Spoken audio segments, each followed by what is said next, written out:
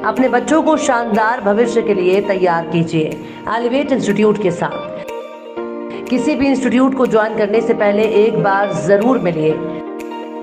Elevate institute JEE, NEET और boards की संपूर्ण तैयारी के लिए विश्वसनीय नाम एलिवेट इंस्टीट्यूट, छोटा बाजार चौक, चंद्रपुर।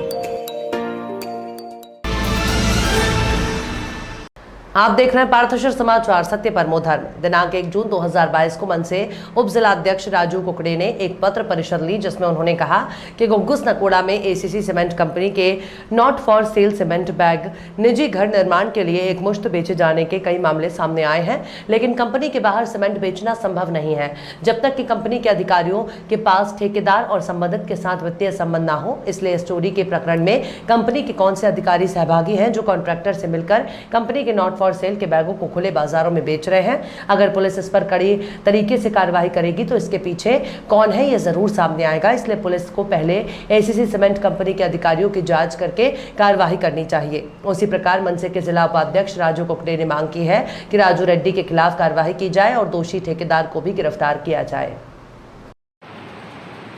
एसीसी सिमेंट कंपनीच्या नॉट फॉर रिसेल ज्या सिमेंट बॅगा चोरी प्रकरणाच्या संदर्भामध्ये महाराष्ट्र नवनिर्माण सेनेतर्फे जिल्हा पोलीस अधीक्षकाकडे तक्रार देऊन त्या प्रकरणाची चौकशी करून दोषीवर कारवाई करण्यात यावी अशा प्रकारची मागणी आपण हप्त्याभरापूर्वी केलेली होती। त्याच्यानंतर रामनगर पोलिसांनी त्या बॅगा सर्व जप्त केल्या। त्या बॅगा जप्त केल्यानंतर मला गुगूचे जे मनोज कनकम जे आहे पत्रकार, त्यांनी मला फोन केला की त्या बॅगावर कंत्राटदाराचं नाव असतं। म्हणून मग आम्ही रामनगर पोलीस स्टेशनमध्ये जे आहे जे चौकशी अधिकारी लांबट साहेब यांना भेटलो। त्यावेळेस राजेश बेले पण सोबत होते। आम्ही जेव्हा त्या बॅग कस्टडीमध्ये होत्या, मोरल नव्हते त्याच्यामुळे त्या बॅग कस्टडीमध्ये होत्या आणि त्याच्यानंतर मग आम्ही दुरून पाहिलं, त्याच्यामध्ये काहीतरी दिसलं आम्हाला काळं। म्हटलं साहेब, लांबट साहेबांनी सांगितलं की म्हटलं कुठंतरी आहे हे दिसून राहिलं। मग आम्ही काडीनं त्याला सिमेंटचं असं ठोकलं, त्याच्यामध्ये यशराज होतं। यशराज म्हणजे राजू रेड्डीची कंत्राटी कंपनी आणि एसीसी सिमेंट कंपनीमध्ये ते कंत्राटदार। मग समजा जर एसीसी सिमेंट कंपनीचा कंत्राटदार आहे, त्याच्याच नावाने यशराज जी कंपनी आहे आणि त्या बॅगा तिथं चोरीला गेल्या आहे किंवा त्या पोलीस कस्टडीमध्ये आहे, याचा अर्थ त्या बॅगा राजू रेड्डीनं तिथून चोरलेल्या आहे। आणि म्हणून आम्ही जिल्हा पोलीस अधीक्षकाकडे पुन्हा परत तक्रार देऊन राजू रेड्डीवर या सिमेंट चोरी प्रकरणामध्ये गुन्हा दाखल करण्यात यावा आणि एसीसी सिमेंट कंपनीचे जे अधिकारी आहेत ज्याच्यामध्ये संगनमत करून अशा प्रकारचं सिमेंट जे आहे नॉट फॉर रिसेलचं सिमेंट जे आहे पळवल्या जात आहे कंपनीतून आणि ते खुल्या बाजारामध्ये विकल्या जात आहे, त्याची उच्चस्तरीय चौकशी करण्यात यावी अशा प्रकारची आम्ही मागणी केली होती। आणि त्या मागणी करताना मग परत राजू रेड्डीने ते दाखवलं की राजू कुकडेनं हे स्वतः हातानं लिहिलं। असं शक्य नाही, पोलिसांनी ते जप्त केलेलं आहे, राजू कुकडेनं जप्त नाही केलं आहे सिमेंट। त्याच्यामुळं या संपूर्ण प्रकरणामध्ये एसीसी सिमेंट कंपनीची जे आहे एसीसी सिमेंट कंपनीचे अधिकारी आणि राजू रेड्डी यांचं संगनमत होऊन नॉट फॉर रिसेलच्या ज्या सिमेंटच्या बॅगा ज्या आहे खुल्या बाजारामध्ये विकल्या जात आहे याची पोलिसांनी चौकशी करावी आणि त्यांच्यावर चोरीचे गुन्हे दाखल करून त्यांना अटक करण्यात यावी अशा प्रकारची मागणी महाराष्ट्र नवनिर्माण सेनेतर्फे आज पत्रकार परिषदेच्या माध्यमातून आम्ही करत आहोत। आप देख रहे हैं पार्थशर समाचार, सत्य परमो धर्म। महाराष्ट्र राज्य शिक्षा बोर्ड द्वारा आयोजित 12वीं कक्षा की परीक्षा के परिणाम अगले सप्ताह घोषित किए जाएंगे।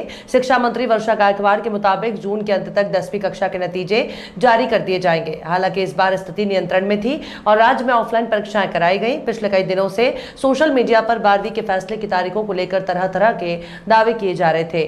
हालांकि इस संबंध में शिक्षा मंत्री ने एक अहम घोषणा की है। मानक प्रक्रिया यह है कि बोर्ड के अंतिम पेपर के 60 दिन बाद परिणाम घोषित किए जाते हैं। इस बार 12वीं का पेपर 15 दिन देरी से शुरू हुआ था, इसलिए हम 10 जून तक परिणामों की घोषणा करेंगे, ऐसा बोर्ड ने कहा था। शिक्षा मंत्री वर्षा गायकवाड़ ने कहा कि इसके अनुसार 12वीं कक्षा की परीक्षाओं के परिणाम अगले सप्ताह जारी किए जाएंगे, जबकि 10वीं कक्षा के परिणाम जून के अंत तक जारी किए जाएंगे। इस साल 10वीं की परीक्षाएं 15 मार्च 2022 को शुरू हुई और 4 अप्रैल 2022 को खत्म हुई।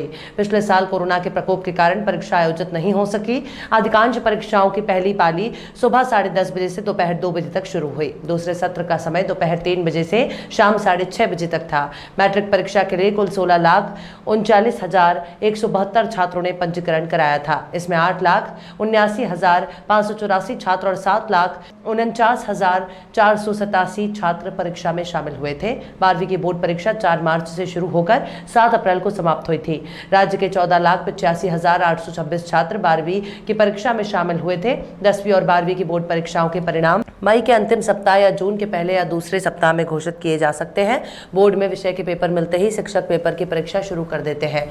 हालांकि इस साल 10वीं और 12वीं के 6 से 7 पेपर होने के बावजूद बिना सब्सिडी वाले शिक्षकों ने जांच के लिए कोई पेपर नहीं लिया था। इसलिए शिक्षकों की पेपर परीक्षा के बहिष्कार के कारण ये सवाल उठा कि क्या 10वीं और 12वीं कक्षा के परिणाम देर से घोषित किए जाएंगे। ऐसे में छात्र और अभिभावक परेशान थे, लेकिन अब जब परिणाम जून में आने वाले हैं तो छात्रों और अभिभावकों की चिंताएं दूर हो गई हैं। अपने बच्चों को शानदार भविष्य के लिए तैयार कीजिए एलिवेट इंस्टीट्यूट के साथ। किसी भी इंस्टीट्यूट को ज्वाइन करने से पहले एक बार जरूर मिलिए। एलिवेट इंस्टीट्यूट जेईई, नीट और बोर्ड्स की संपूर्ण तैयारी के लिए विश्वसनीय नाम एलिवेट इंस्टीट्यूट, छोटा बाजार चौक, चंद्रपुर।